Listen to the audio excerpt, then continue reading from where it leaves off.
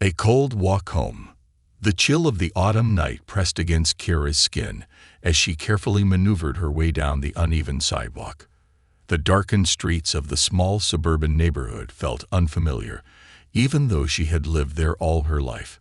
Tonight, the familiar paths seemed cloaked in shadows, and the absence of people made her feel like she was walking through a ghost town.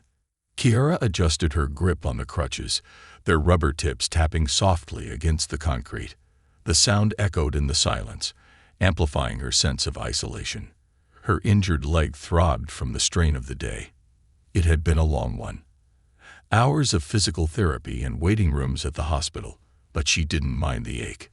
What stunned more was the exhaustion of pushing through the judgmental stares she always seemed to attract. She wasn't just a girl on crutches. She was a black teenager with a sharp mind and an unyielding determination, something her late mother had always told her was both her gift and her burden. Tonight, though, she wasn't feeling particularly strong.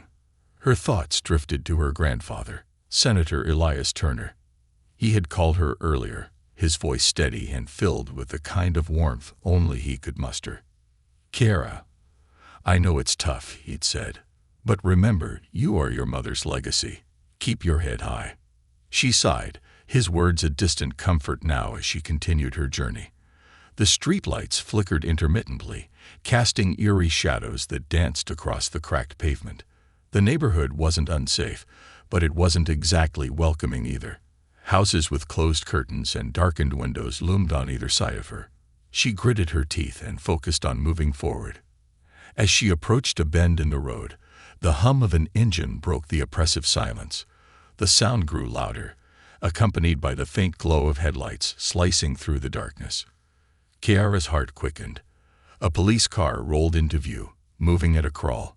She instinctively straightened her posture, though her leg protested the effort. The vehicle slowed as it drew nearer, and the sudden burst of red and blue lights felt like an explosion in the quiet night. The car stopped a few feet ahead of her. Kiara's stomach knotted as the door creaked open, and a figure stepped out. A tall, broad-shouldered man emerged, his uniform pristine, and his boots clicking ominously against the pavement. His name tag read Officer H. Rayleigh, and his face bore an expression Kiara recognized immediately, a mix of disdain and power. He adjusted his belt, where his firearm sat prominently, as if to make sure she noticed. "Evening," he said, his voice sharp and commanding. "Out late, aren't we?" Kira swallowed hard. "I'm just heading home," she replied, her voice steady despite the lump forming in her throat. The officer's eyes narrowed as he took a step closer, his gaze raking over her with an unsettling intensity. "Home, huh?" He gestured toward her crutches. "Doesn't seem like you're in much of a rush." "I'm doing the best I can," she said quietly, her grip tightening on the crutches. He smirked, an expression that made her skin crawl. "This isn't exactly the kind of area where folks like you just stroll around at night. Got some ID on you?" Kira hesitated. She wasn't obligated to show him anything, and she knew it. But the weight of his presence, and the growing hostility in his tone, made her reach into her jacket pocket. She pulled out her ID card and extended it toward him. Officer Rayleigh snatched the card and examined it with exaggerated slowness, the smirk never leaving his face. "Kira Turner," he read aloud, his tone dripping with mockery. "Turner, huh? You related to that senator?" She nodded. "He's my grandfather." His eyes lit up with a mix of surprise and amusement. "Well, isn't that something?" he said, tossing the card back to her. "Bet you think that means something out here." Kira clenched her jaw, saying nothing. She could feel her pulse pounding in her ears. Before she could respond, a low growl emanated from the open car door. Her eyes darted toward the source, a large German shepherd, its eyes locked onto her with predatory intensity. The dog bared its teeth, saliva dripping from its jowls. Kira's heart skipped a beat. Riley chuckled, tugging on the leash as he stepped closer. "Meet Rex," he said. "He doesn't like people sneaking around. Makes him anxious." Kira instinctively took a small step back. I'm not sneaking around, she said firmly. I'm just trying to get home. Sure you are, Rayleigh replied, his tone laced with sarcasm. But see, it's my job to make sure the streets stay safe. And you don't look like you belong here. The words hit her like a slap. She tightened her grip on the crutches, her knuckles whitening. I live here, she said, her voice trembling despite her best efforts to stay calm. Rayleigh ignored her protest. He reached down and gave the leash more slack, allowing Rex to inch closer. The dog's growling grew louder, its body coiled like a spring ready to pounce. Kara's breathing quickened as she fought the urge to back away further. I'm gonna need you to turn around, Rayleigh ordered, his tone leaving no room for argument. Kara hesitated. Why? She asked, her voice barely above a whisper. Because I said so, he snapped. Unless you've got something to hide. She shook her head. I don't. Then turn around, he barked, stepping closer. The threat in his voice was unmistakable. With a shaky exhale, Kara complied. She turned as best she could, wincing as the movement sent a sharp pain shooting through her injured leg. Rayleigh's eyes lingered on her, scrutinizing every detail, as if searching for an excuse to escalate the situation. That's better, he said, his voice dripping with satisfaction. Now, why don't you tell me what you're really doing out here? Looking for trouble? No, Kara said, her voice firmer now. I told you, I'm just going home. Rayleigh's smirk deepened. Home, he repeated mockingly. People like you don't just go home. You're always up to something. The implication in his words was clear, and it cut deeper than any physical wound. Tears threatened to well up in Kara's eyes, but she blinked them away. She couldn't let him see her break. Rex let out a sharp bark, and Kara flinched. Rayleigh tugged on the leash, pulling the dog back slightly, though his grin suggested he was enjoying the show. You're scared, he said, his tone almost gleeful. And you should be. This isn't your world, little girl. You're just a guest here, and it's about time someone reminded you of that. Kara's throat tightened, her fear warring with a growing sense of defiance. She wasn't sure how much more of this she could endure, but one thing was certain. She wouldn't let him break her spirit. A growing storm. The icy pavement beneath Kara's feet seemed to mirror the cold, pitiless glare of Officer Rayleigh as he loomed closer. His words lingered in the air, each one dripping with disdain. She fought to keep her balance as her injured leg throbbed with renewed ferocity. Her crutches trembled slightly in her hands, not from the weight of her body, but from the tension coursing through her veins. Did you hear me? Rayleigh snapped, his voice breaking through her thoughts. Or are you pretending not to understand simple instructions? I understand, Kara said softly, though her voice was firm. But I don't see why you need to do this. I told you, I live just down the block. Rayleigh let out a humorless laugh, a sound that sent a shiver down her spine. Down the block, huh? Funny, I've never seen you around here. And trust me, I keep a close eye on this neighborhood. Kara didn't respond. She knew better than to argue with someone like him. Someone who had already decided who she was before she even opened her mouth. She stared at a crack in the pavement, trying to focus on anything other than the man standing before her. Rayleigh took another step forward, his boots crunching against the gravel-strewn sidewalk. Let me tell you something, he said, his tone low and threatening. You don't just get to walk these streets and act like you belong. Not at this hour. Not looking like that. Her gaze snapped up at his words. Looking like what? She asked, her voice sharp despite the knot tightening in her chest. His smirk widened, and he gestured vaguely in her direction. You know what I mean. The implication hit her like a punch to the stomach, but she refused to let him see her falter.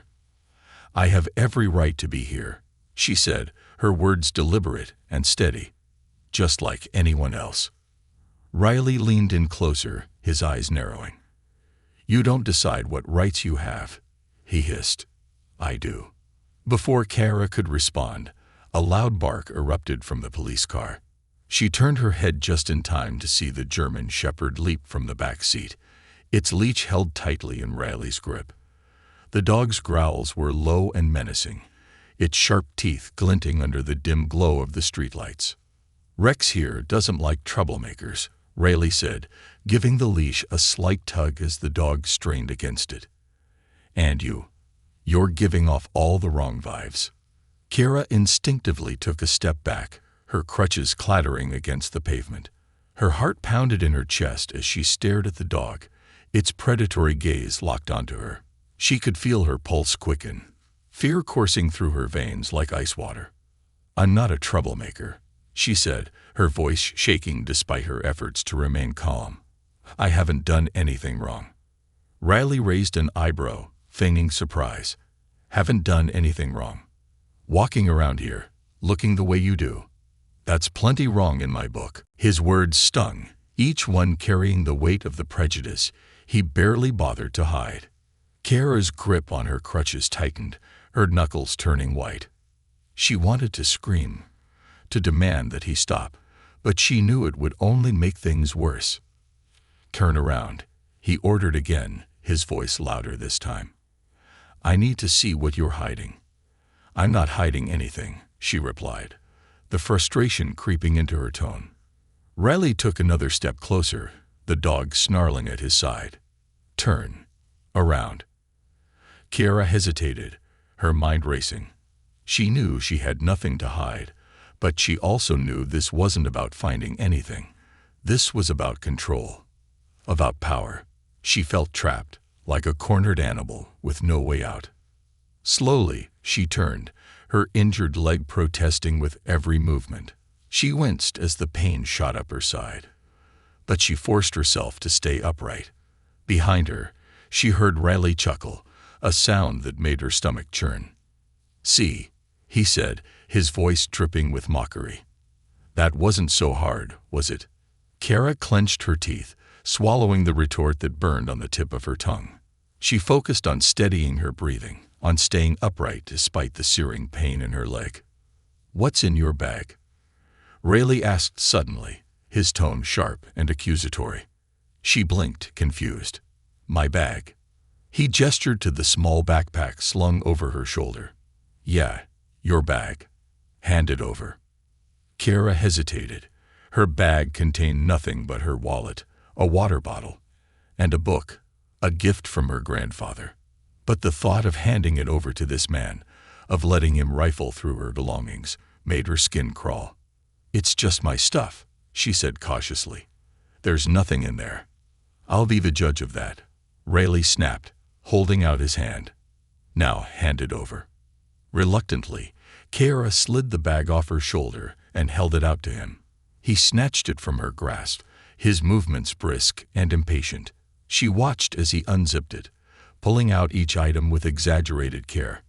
"A water bottle," he said, holding it up like it was evidence in a trial. "How original."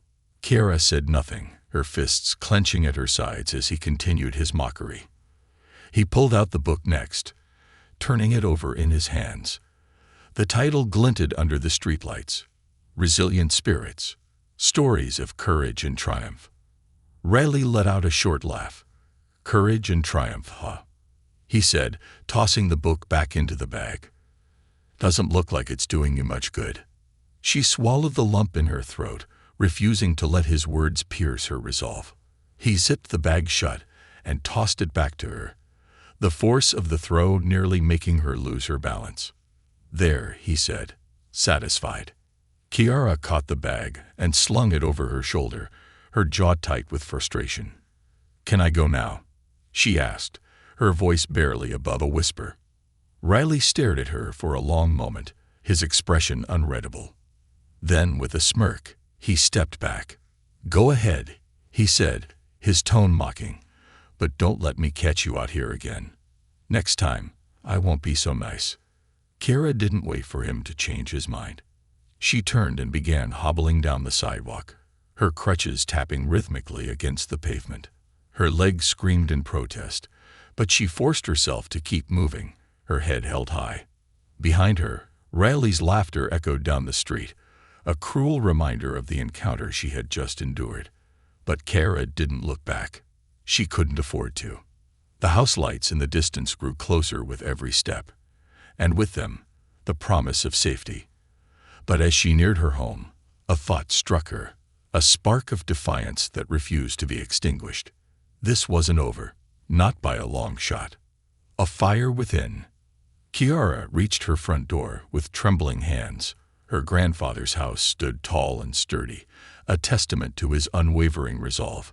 But tonight, it felt like an impenetrable fortress. She fumbled with her keys, her thoughts swirling in a storm of fear, anger, and humiliation. Finally, the lock clicked, and she stepped inside, her crutches tapping softly against the polished hardwood floor. The warmth of the house wrapped around her, a stark contrast to the icy indifference she'd faced outside. She leaned her crutches against the wall and slumped onto the nearest chair, her injured leg throbbing in protest. The house was quiet, save for the faint hum of the heater. It was late, and her grandfather was likely in his study, poring over policy papers or drafting his next fiery speech. Senator Elias Turner was a man who commanded respect, his voice a beacon for justice in a world often blind to it. Kiara wiped at her face, not realizing tears had begun to fall. She wasn't someone who cried easily. But tonight, the weight of everything pressed down on her like a tidal wave. Her mother's words echoed in her mind. "You're stronger than the world thinks, Kara. Don't let them define you." She didn't know how long she sat there, the events of the night replaying in her mind. Rayleigh's smirk, his cruel words, the growling dog. It all churned inside her, stoking a fire she didn't know she had. She clenched her fists, her nails digging into her palms. "Kiara."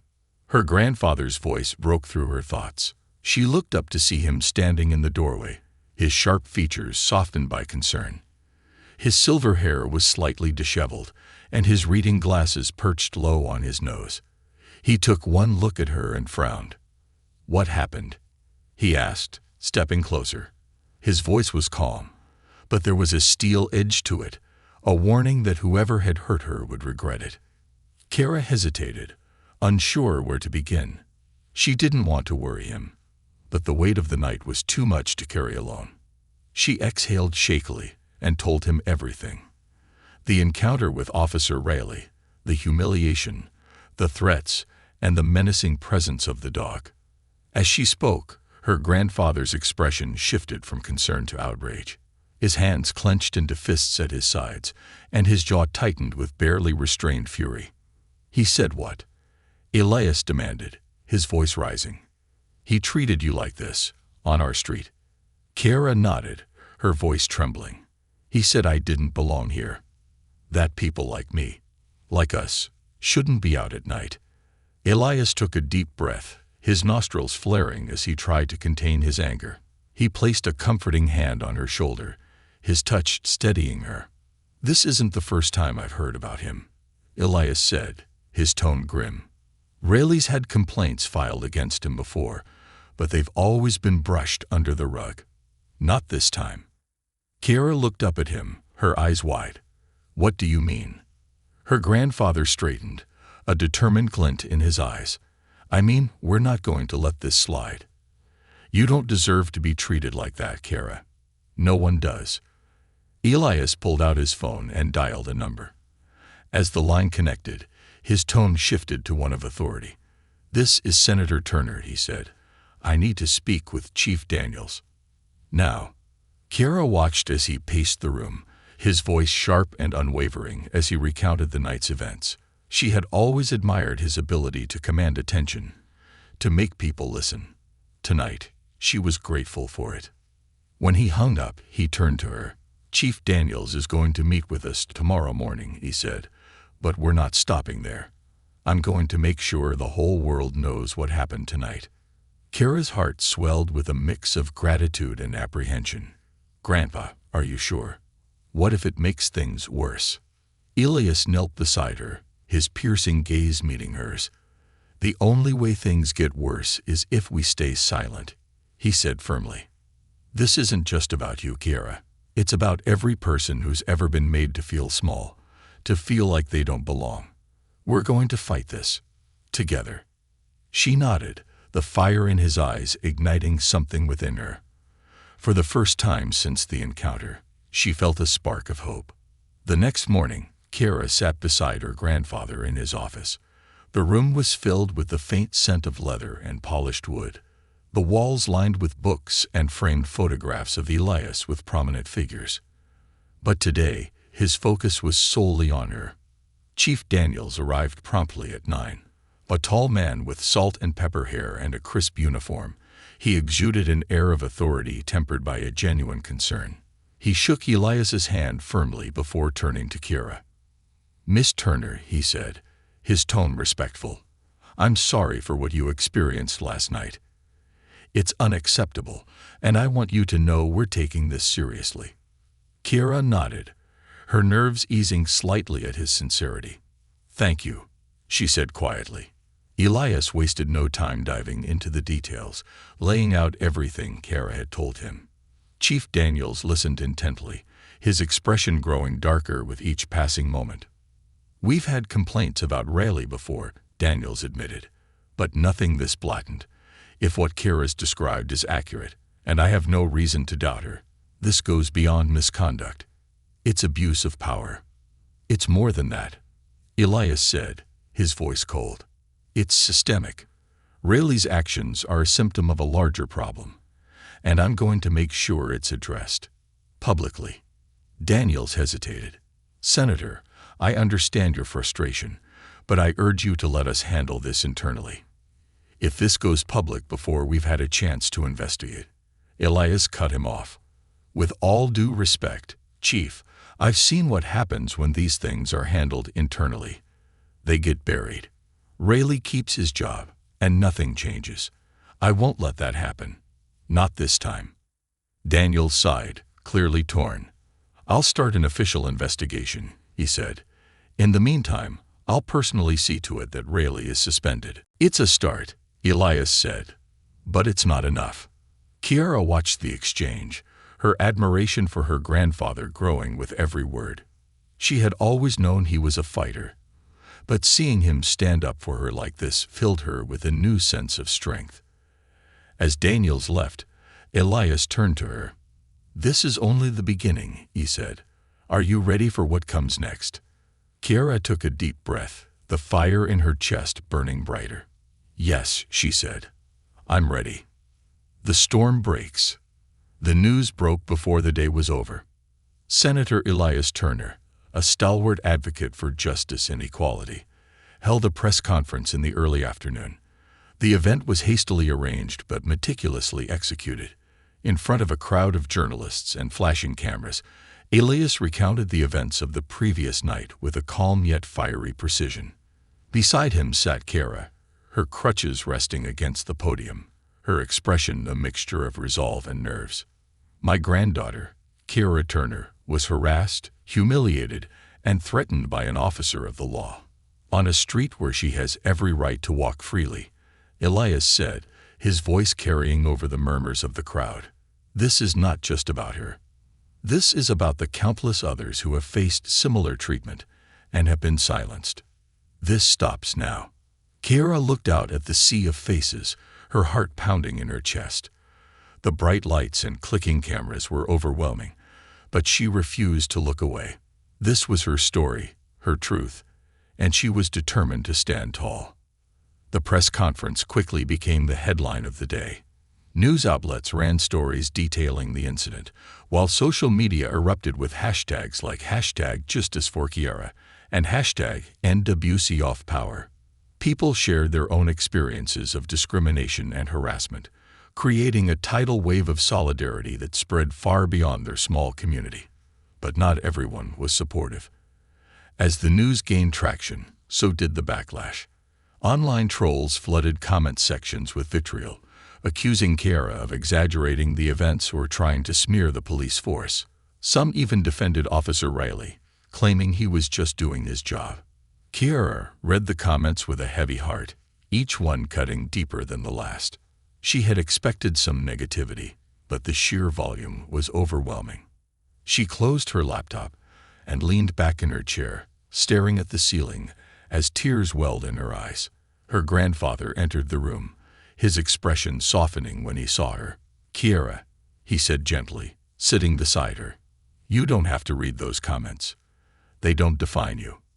"I know," she said, her voice barely above a whisper, "but it's hard not to let them get to me." Elias placed a hand on her shoulder, his grip firm and reassuring.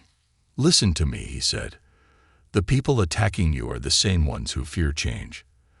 They lash out because they know they're losing. And they are losing, Kara. Every time you stand up and tell your story, you're taking away their power." She nodded, his words sinking in. "I just don't want people to think I'm doing this for attention." "They won't," Elias said. "The people who matter, the ones who truly care about justice, will see your strength. And that's what will make the difference." The investigation begins.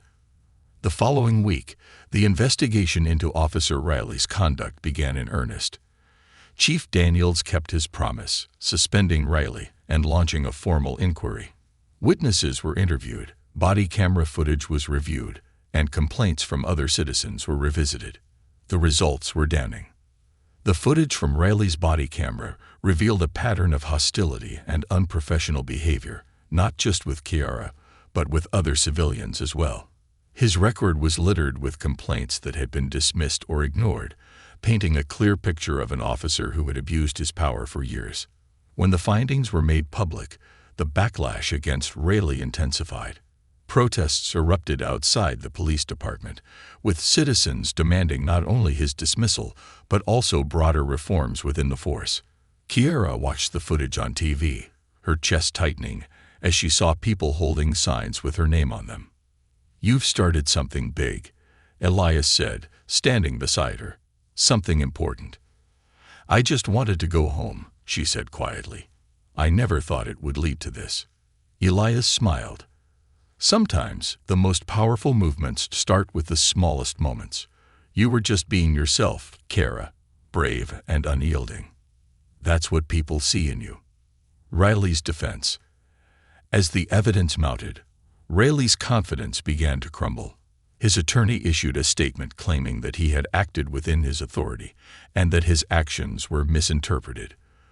But the body camera footage told a different story. In one clip, Riley could be heard mocking Kiara as she struggled to balance on her crutches. In another, he made derogatory comments about her appearance and upbringing. The final clip showed him loosening the leash on his dog, his voice dripping with menace as he taunted her. The public outrage was immediate and fierce. Riley's defenders grew quieter, their arguments drowned out by the sheer weight of the evidence. The police department faced mounting pressure to not only fire Riley, but also to address the systemic issues that had allowed his behavior to persist. A turning point. One evening, as Kiara and Elias sat in the living room, the doorbell rang. Elias opened the door to find Chief Daniels standing on the porch, his expression somber. "I wanted to speak with both of you," Daniels said, stepping inside. "The investigation is complete, and I wanted you to hear the outcome from me personally." Kara's heart raced as she and her grandfather sat across from Daniels in the study. The chief took a deep breath before speaking. "Riley has been terminated," he said, "and based on the evidence, he'll be facing criminal charges for his actions that night." Relief washed over Kara like a wave, but it was tempered by the weight of everything that had happened. "Thank you," she said softly, "for listening, for taking this seriously." Daniels nodded. "It's the least I could do. But this isn't just about one officer. We're conducting a full review of our policies and practices, and I've already reached out to community leaders to begin discussions on how we can rebuild trust." Elias leaned forward, his expression thoughtful. "And what about the people who covered for Riley all these years? The ones who let him get away with this?" "They'll be held accountable," Daniels promised. "I won't let this happen again." Kara's voice. In the weeks that followed, Kara became an unexpected figurehead for change. Her story resonated with people across the country, inspiring others to speak out about their own experiences. She was invited to speak at schools, community centers, and even a town hall meeting hosted by her grandfather. At first, she was hesitant. Public speaking wasn't something she had ever considered, and the thought of standing in front of a crowd made her stomach churn. But Elias encouraged her, reminding her of the power of her voice. "You don't have to be perfect," he told her. "You just have to be honest." And so, she stood on that stage, her crutches at her side, and told her story. She spoke of fear and humiliation, but also of resilience and hope. She spoke of the need for accountability, for justice, and for a future where no one else would have to endure what she did. By the time she finished, the room was silent. Then, one by one, the audience rose to their feet, their applause filling the air. Kiara felt tears streaming down her face, but this time, they weren't tears of pain. They were tears of triumph. The ripple effect. The standing ovation Kiara received at the town hall was just the beginning. Her speech, recorded by countless attendees, quickly spread across social media. Within hours, it was trending with millions of views and thousands of comments from people inspired by her courage. But with the flood of support came waves of scrutiny and criticism. Detractors latched onto anything they could: her age, her injury, even her family connections. They tried to frame her as someone using her grandfather's influence to gain attention. Others dismissed her entirely, calling her naive or accusing her of exaggeration. Kiara read some of the comments late at night, her phone glowing in the darkness of her room. Her chest tightened with each harsh word, the weight of the negativity threatening to crush her. She set the phone down and pressed her palms to her eyes, willing the tears to stay away. The next morning, Elias found her sitting on the porch, staring out at the empty street. The dawn light softened the lines of her face, but her shoulders were slumped, and her expression was distant. "Couldn't sleep?" he asked, lowering himself onto the bench beside her. She shook her head. "I keep thinking, what if they're right? What if I'm not strong enough for this?" Elias turned to her, his gaze steady. "Do you remember what your mom used to say when you were nervous about something?" Kiara thought for a moment, then smiled faintly. She'd say, if you weren't meant to face it, it wouldn't be in your path. "Exactly," Elias said, his voice warm. "You were meant for this, Kiara. Not because you're my granddaughter, or because of what happened to you, but because you have the strength to turn pain into purpose. That's a gift." She nodded, his words settling over her like a comforting blanket. "I just don't want to let you down." "You could never let me down," Elias said firmly. "And more importantly, you're not doing this for me. You're doing it for you, and for everyone who doesn't have the chance to speak up," amplifying the message. As the weeks passed, Kiara's story continued to gain momentum. She was invited to participate in a documentary about systemic issues in law enforcement, her interview becoming one of the film's most poignant segments. She spoke candidly about her experience, but also about her hope for change. Her words were raw and unfiltered, resonating deeply with viewers. The documentary premiere was held at a community center in their town, and the turnout was overwhelming. People from all walks of life packed into the small auditorium, their voices hushed as the lights dimmed, and the film began. When Kiara's segment played, a quiet murmur rippled through the crowd. Seeing her vulnerability on screen, juxtaposed with her unwavering resolve, brought many to tears.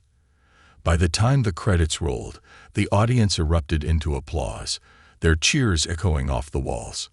Afterward, people approached Kiara, some thanking her, others sharing their own stories. A young girl with braces and a shy smile told her, "I want to be like you when I grow up." Kiara knelt down to her level, her own smile bright. "You already are," she said. "You're brave just for being here." Riley faces justice. Meanwhile, the legal case against Officer Riley progressed.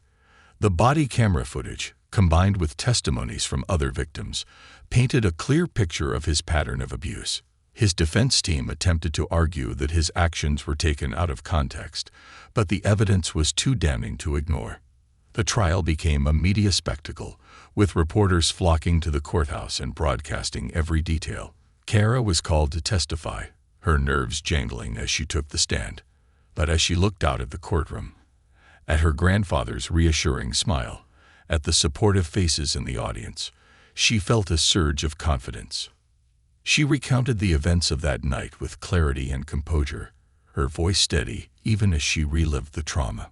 Riley avoided her gaze, his once cocky demeanor replaced by a sullen silence. When the verdict was announced, guilty on multiple counts of misconduct and abuse of power, Kiara felt a weight lift from her shoulders. Justice had been served, not just for her but for everyone Riley had wronged. Community healing. With Riley's conviction came a renewed sense of purpose within the community. Chief Daniels spearheaded initiatives to rebuild trust between the police force and the residents. Workshops were held, policies were revised, and new officers were hired with a focus on integrity and compassion. Kiara was invited to join a community advisory board, where she worked alongside activists, local leaders, and law enforcement officials to create meaningful change. Though the meetings were often long and sometimes frustrating, she felt a deep sense of fulfillment knowing she was part of the solution. One evening, after a particularly productive meeting, Chief Daniels approached her. "You've done a lot for this town, Kiara," he said, "more than most adults ever will. Don't let anyone tell you otherwise." "Thank you," she said, her cheeks flushing with pride. "But I couldn't have done it alone." He nodded. "None of us can, but it takes someone brave enough to start the conversation. That's what you did. The power of one voice."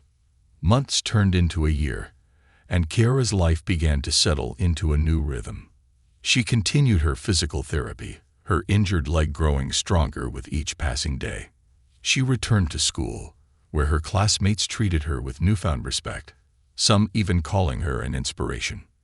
But the most profound change was within herself.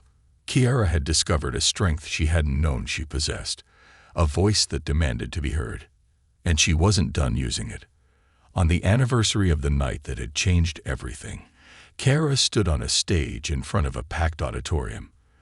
The event was part of a larger campaign for justice reform, and she was the keynote speaker.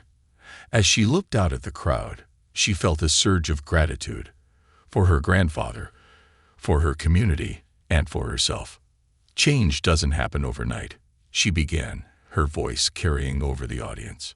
"It happens when ordinary people decide they've had enough. When they stand up and say, 'No more.' That's what I did. And that's what we must all continue to do." The crowd erupted into applause, their cheers ringing in her ears. Kiara smiled, a sense of peace washing over her. She had found her purpose, her path, and she was just getting started. A legacy of change. 1 year after the night that had upended her life, Kiara stood in her grandfather's office, gazing at a photo on his desk. It was of her mother, smiling brightly, holding a young Kiara on her lap. The warmth in her mother's eyes seemed to reach out through the frame, a reminder of the woman who had instilled resilience and courage in her daughter. Elias entered the room, his expression softening as he noticed Kiara with the photo. "She'd be proud of you," he said, his voice steady yet emotional. "More than proud." Kiara turned to him, her own eyes glistening. "I hope so," she said. "Sometimes I still wonder if I'm doing enough." Elias smiled, placing a hand on her shoulder. "What you've done is more than enough. But knowing you, you'll keep pushing for more. And that's what makes you extraordinary." The national spotlight. Kiara's fight for justice had grown beyond the confines of her town. The documentary she participated in was now being screened at film festivals across the country, earning accolades for its unflinching look at systemic issues in law enforcement. Kiara became a sought-after speaker, invited to panels, universities, and even congressional hearings. One of the most significant moments came when she was asked to speak at a national conference on social justice. Held in Washington, D.C., the event drew activists, lawmakers, and community leaders from across the nation. Standing on the grand stage, with the Capitol building visible through the windows behind her, Kiara felt the weight of the moment. She began her speech with a story, Not about the night with Officer Riley, but about her mother. She used to tell me that our greatest power is our ability to choose how we respond to adversity, Kira said, her voice carrying through the auditorium. I didn't understand what she meant at first, but now I do. Adversity doesn't define us. Our response to it does. The audience hung on her every word as she detailed her journey, from the fear and humiliation of that night to the empowerment she found in speaking out. She didn't shy away from the challenges or the pain, but she also spoke of hope and the transformative power of collective action. By the time she finished, the room erupted in applause. Kara stood there, a small smile on her face, her heart full. She was no longer the girl who had felt small and helpless on a dark street. She was a leader, a symbol of resilience and change. Building a movement. Back home, Kiara and Elias worked together to establish the Turner Foundation, an organization dedicated to advocating for justice reform and supporting victims of systemic abuse. The foundation provided resources for legal assistance, mental health support, and community building initiatives. One of their first projects was a mentorship program for young people in underserved communities. Kara took a hands-on role, visiting schools and community centers to meet with students. She listened to their stories, offering guidance and encouragement. For many of them, seeing someone who had faced adversity and come out stronger was a source of hope. At one event, a teenage boy approached her with hesitant steps. He was tall and lanky, his eyes filled with a mix of curiosity and uncertainty. "Miss Turner," he said, his voice barely audible, "do you really think someone like me can make a difference?" Kira knelt slightly, meeting his gaze. "I don't just think it. I know it," she said firmly, "because someone like me already has. And you have just as much power as I do." Confronting the past. Despite her many accomplishments, Kara knew her journey wasn't over. One day, she received an unexpected letter. It was from Officer Riley, who was serving a prison sentence for his actions. The letter was terse, filled with justifications and thinly veiled anger. But at the end, there was a single line that stood out. "I hope you're happy." Kiara read the letter twice, her emotions swirling. She wasn't sure if it was an attempt at an apology or a final attempt to provoke her. Either way, she felt no satisfaction in his suffering. Her fight had never been about revenge. It had been about justice and change. She set the letter aside and took a deep breath. "Happiness doesn't come from tearing others down," she said aloud to herself. "It comes from building something better." The next generation. One quiet evening, Kiara and Elias sat on the porch, watching the sun dip below the horizon. The air was cool, carrying the faint scent of freshly cut grass. Kiara leaned back in her chair, her crutches propped against the railing. "You've done so much in such a short time," Elias said, breaking the silence. "Do you ever think about what's next?" Kiara smiled thoughtfully. "I think about it all the time, but I don't have all the answers yet. For now, I just want to keep helping people, keep showing them that they matter." Elias nodded, his expression filled with pride. "You're doing more than that. You're paving the way for others to follow. That's a legacy most people can only dream of." As the stars began to dot the sky, Kiara felt a sense of peace she hadn't known in a long time. She thought of her mother, of the strength she had passed down, and of the countless lives she hoped to touch in the years to come. Because Kara knew one thing for certain: change didn't happen overnight. It was a journey, and she was just getting started. Epilogue. The torch passes on. Years later, Kara's story would be told in classrooms, her speeches studied as part of the curriculum on social justice. Her foundation grew into a national organization, its impact reaching far beyond what she and Elias had imagined. On the anniversary of her first speech, Kara stood in front of a crowd of young activists. They were bright-eyed and eager, ready to take up the mantle of change. She smiled, her voice strong as she addressed them. "This isn't about me," she said. "It's about all of us. About the power we hold when we refuse to stay silent. Together, We can shape a world where justice isn't just an ideal, it's a reality." The crowd erupted into cheers, their energy electric. Kara stepped back, her heart swelling with pride. She had turned her pain into purpose, her fear into strength. And now she was passing the torch to a new generation, knowing they would carry it forward with courage and conviction. Full circle. As Kara stood before the young activists, her heart swelled with pride. This wasn't just her legacy, it was their legacy too. The torch she had lit in the fight for justice had spread, igniting flames in others. She had not only fought for herself, but for a generation of young people who now saw the power of their own voices. Kara had come a long way since that fateful night when she had been harassed by Officer Rayleigh on the cold, desolate street. That night had changed her, but it had also changed the world around her. The ripple effect of her courage had gone far beyond what she had imagined, and now she stood among the leaders of the future. Years had passed, but the work wasn't done. She never allowed herself to rest for too long, always pushing forward, always striving for more. Whether it was working on national reforms, speaking at events, or mentoring young people, Kara remained dedicated to the cause. Through it all, her grandfather, Elias, had been by her side. He had taught her the importance of standing firm in the face of adversity, of always speaking truth to power. His wisdom had shaped her, but it was her own experiences that had made her the force for change that she was today. A moment of reflection. One evening, as Kara walked through the same neighborhood she had once feared, she stopped and looked around. The once empty streets now bustled with life. Children played in the park, neighbors chatted over fences, and the sound of laughter filled the air. It was a far cry from the eerie silence she had felt that night when Rayleigh had confronted her. She had come full circle. Kara sat on a bench under the same streetlight that had flickered that night. The street was no longer dark and isolating. Now it felt warm, alive with possibility.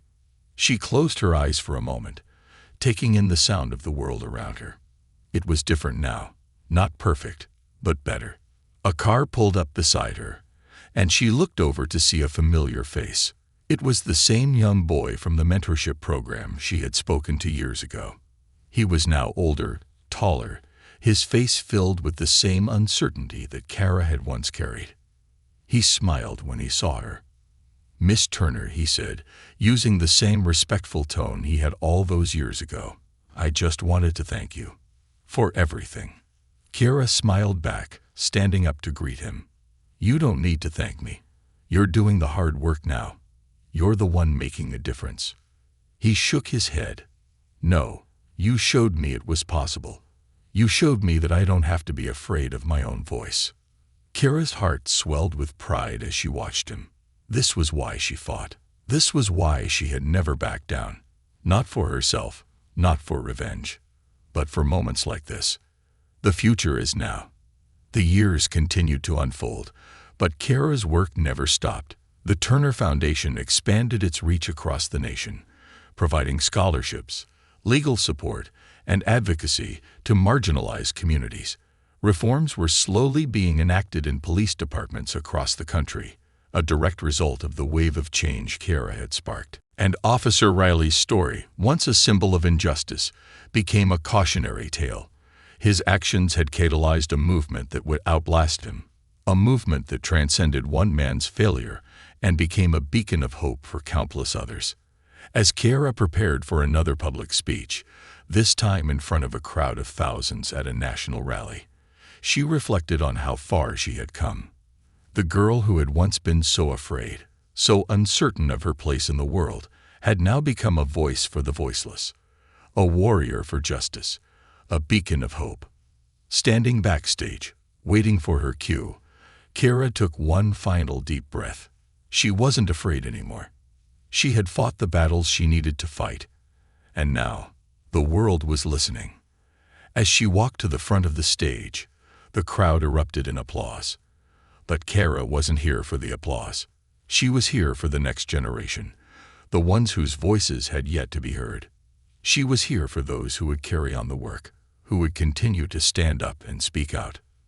The microphone was in her hand, and as she stepped forward, she smiled. "This isn't just my fight anymore," she said to the crowd. "This is ours, and we're just getting started." The roar of applause filled the air as Kiara stood tall, her heart full of gratitude, knowing that the movement she had started would live on long after her. Epilogue. A new dawn.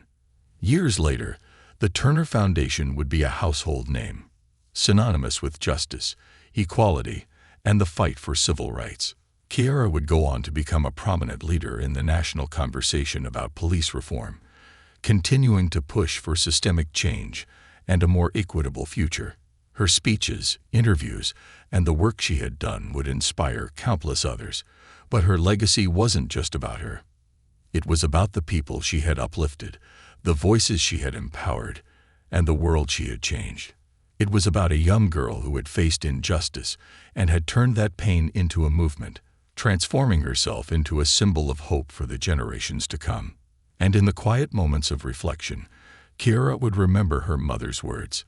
She was meant for this. It wasn't just about facing adversity. It was about choosing to rise above it, to use her strength for good, and to ensure that those who came after her wouldn't have to fight the same battles. The future was brighter because of her, and the world was forever changed.